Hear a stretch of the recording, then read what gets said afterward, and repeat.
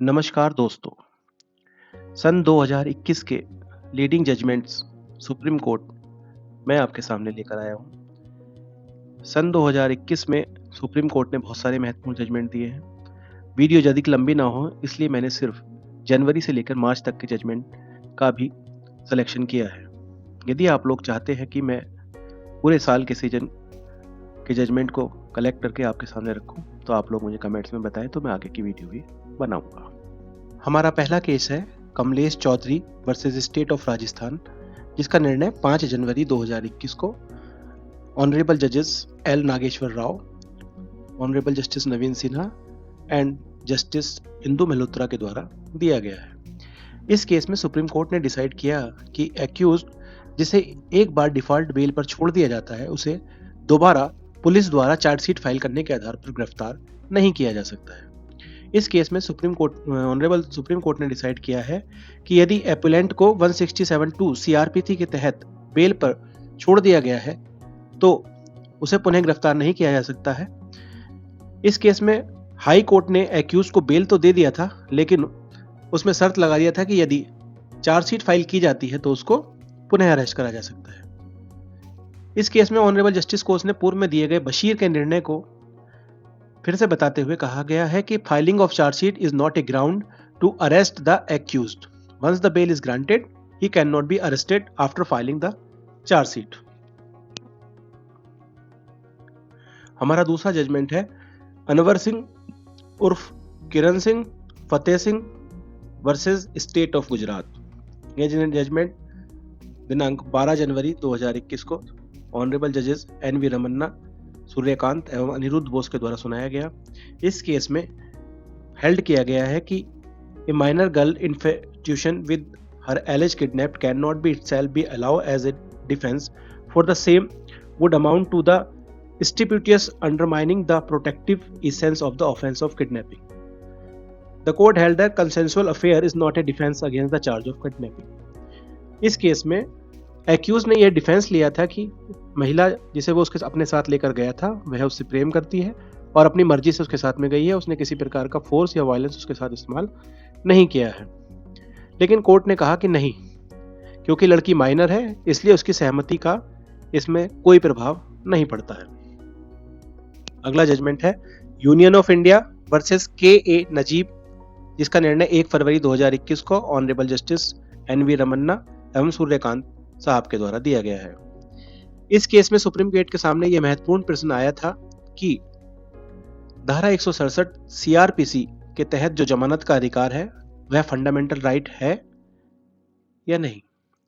तो इसमें कोर्ट ने डिसाइड किया कि default bail under first proviso of section 167(2) of the CrPC is a fundamental right, it's not a merely a statutory right. तो 167(2) के अधिकार जो हमें डिफॉल्ट बेल का अधिकार है वह हमारा फंडामेंटल राइट है। और केस में कोर्ट ने यह भी डिसाइड किया कि once it is obvious that a timely trial would not be possible and the accused has suffered incarceration for a significant period of time, court would ordinarily be obliged to enlarge them on bail।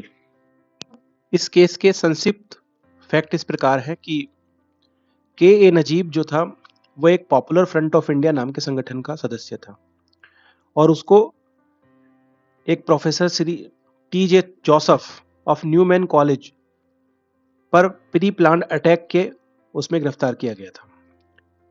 Professor ने एक examination का paper बनाते समय उनके धार्मिक गुरु के खिलाफ कोई क्वेश्चन बनाए थे जिसमें इस्लामिक ग्रुप उनसे चिढ़ गया था और 4 जुलाई 2010 को सुबह 8 बजे उस ग्रुप के लोगों ने कॉमन ऑब्जेक्ट के तहत प्रोफेसर पर अटैक किया और उनके दोनों हाथों को काट दिया और उनकी गाड़ी पर बम से हमला भी किया, जिसमें उसकी विक्टिम की वाइफ भी घायल हुई थी। इसमें उसके साथियों को गिरफ्तार कर लिया गया, लेकिन नजीब जंग जो था व्यक्ति था वह फरार हो गया। साथियों पर ट्रायल चला और उनको 2 से लेकर 8 साल तक के रिगोरियस इंप्रिजनमेंट की सजा दी गई।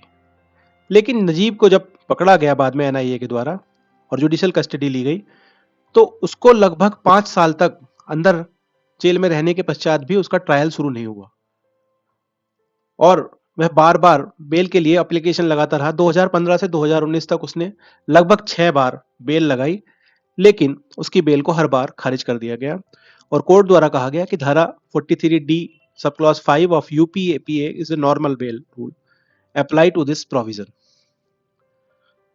इसके पश्चात वह व्यक्ति हाई कोर्ट गया, हाई कोर्ट ने भी उसकी बेल को डिनाई कर दिया। तब माननीय सुप्रीम कोर्ट ने कहा कि यदि टाइमली ट्रायल नहीं किया जा सकता और वो निकट भविष्य में होना संभव भी नहीं दिखाई दे सकता, तो किसी व्यक्ति को इतने लंबे समय तक जेल में रखा जाना उचित नहीं है और उसे धारा 167(2) के तहत लाभ देते हुए उसको बेल प्रदान की गई। हमारा अगला केस है Laxmibai Chandragi B versus state of Karnataka, जिसका निर्णय 8 फरवरी 2021 को honourable justice J Sanjay Kishan Kaul एवं हरिकेश राय के द्वारा दिया गया है। इस केस में डिसाइड करा गया the consent of the family और द कम्युनिटी और the clan is not necessary once two adults individuals agree to enter into a wedlock. इस केस में लक्ष्मीबाई चंद्रंगी नाम की एक महिला थी जो 14 अक्टूबर 2020 को अपने घर से कहीं गायब हो गई थी। उसके घर वालों ने उसके गायब होने की एफआईआर थाने में दर्ज कराई तथा जांच के दौरान इन्वेस्टिगेशन ऑफिसर को पता चला उसके रिश्तेदारों एवं दोस्तों से बातचीत करने पर कि वह लड़की अपने किसी दोस्त के साथ दोस्त से मिलने के लिए दिल्ली चली गई है।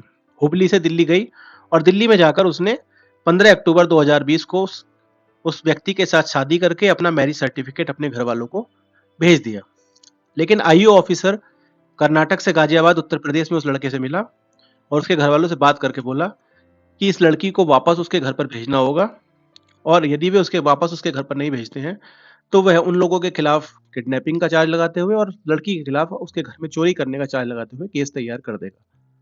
उस बात पर वह लड़की सुप्रीम कोर्ट गई और माननीय सुप्रीम कोर्ट ने यह डिसाइड करा कि इन्वेस्टिगेशन ऑफिसर को इस तरह का कोई अधिकार नहीं है कि वह जबरदस्ती उसको थाने में बुलाए और कहा कि यदि दो वयस्क लोग अपनी सहमति से शादी करते हैं तो उसमें शादी में हस्तक्षेप करने का किसी भी व्यक्ति को कोई अधिकार नहीं।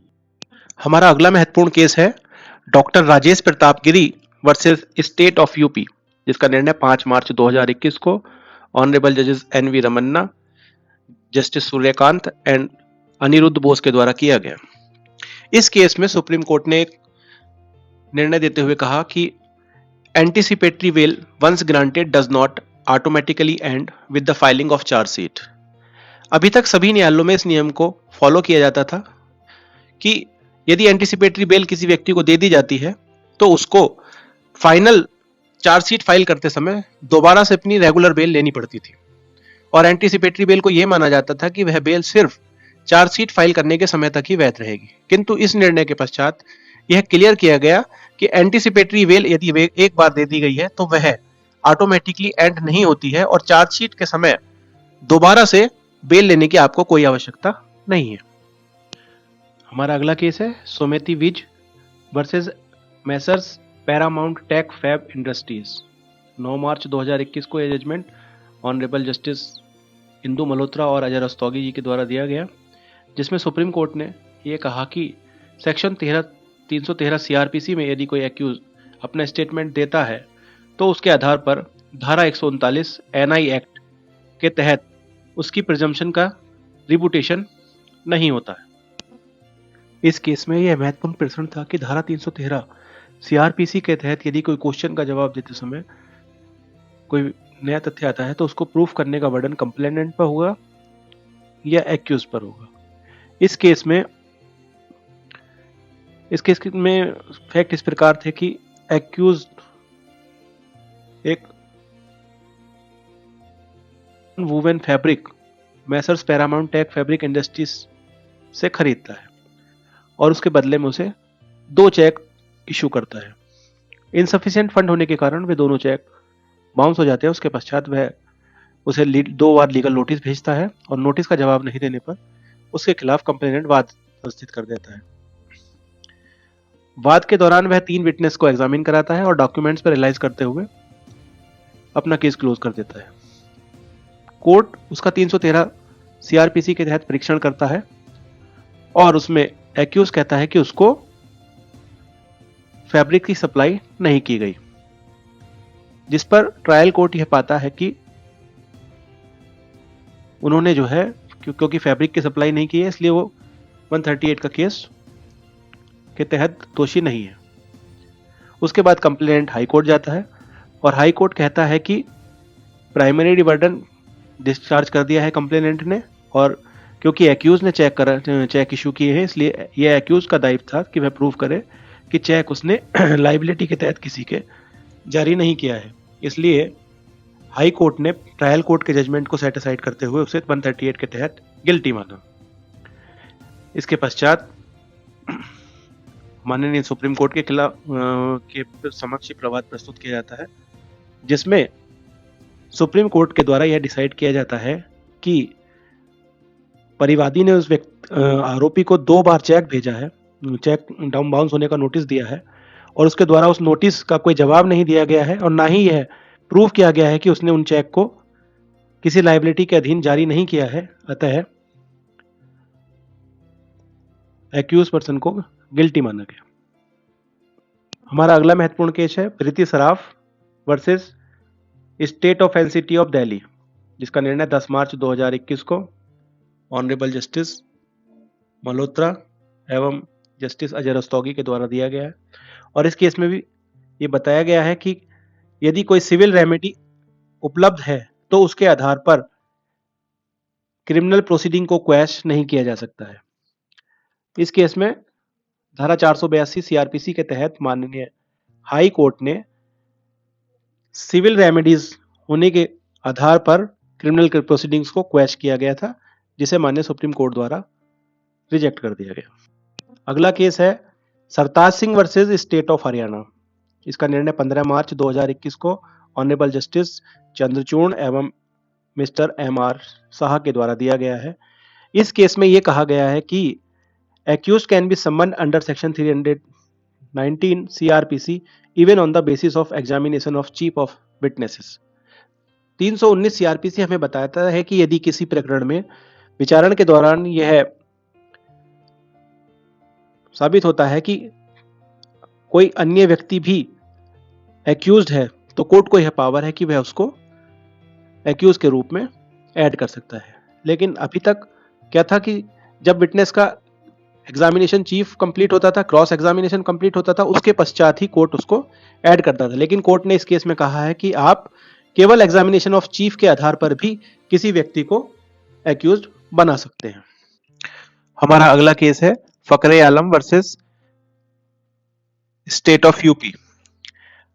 इस केस में माननीय सुप्रीम कोर्ट ने हाई कोर्ट के उस फैसले के खिलाफ अपील सुनी, जिसमें हाई कोर्ट ने यह कहा था कि second charge sheet was a supplementary charges and the default bail is inadmissible। इस केस में एक्यूज के खिलाफ 8 मार्च 2017 को आईपीसी की धारा 420, 467, 468, 471 एवं 120 बी तथा धारा 3/25, 30 और arm act and section 18 of UAPA act के तहत चार्ज लगाया गया और सीजीएम लखनऊ के द्वारा उसे 180 दिन की पुलिस जुडिशियल कस्टडी देते हुए चार्जशीट फाइल करने का समय दिया गया।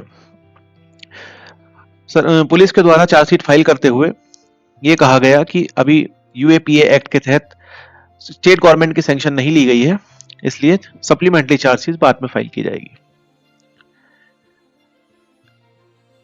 और पुलिस के द्वारा 180 दिन के भीतर भी चार्जशीट फाइल नहीं की गई। इस बीच में एक्यूज ने अपनी डिफॉल्ट बेल के लिए एप्लीकेशन लगाई, जिसे सीजीएम द्वारा खारिज कर दिया गया और हाई कोर्ट ने उसकी सीजीएम के आदेश को अपहेल्ड किया। अब इस केस में जो महत्वपूर्ण प्रश्न सुप्रीम कोर्ट के सामने आया, उसमें यह आया कि क्या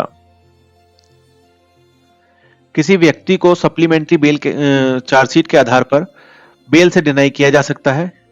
क्या सीजीएम को यूएपीए एक्ट के तहत उनको बेल दिलाने का अधिकार था? क्या एक्यूज बेल का हकदार है या नहीं है? जिसके आंसर में सुप्रीम कोर्ट द्वारा यह कहा गया कि उत्तर प्रदेश में सीजीएम कोर्ट को स्पेशल कोर्ट घोषित किया गया, इसलिए उनको जुरिडिक्शन था। लेकिन सेकेंडली बेल चार्जशीट या सप्लीमेंट्री चार्जशीट के आधार पर उसको बेल से डिनायल नहीं किया जा सकता।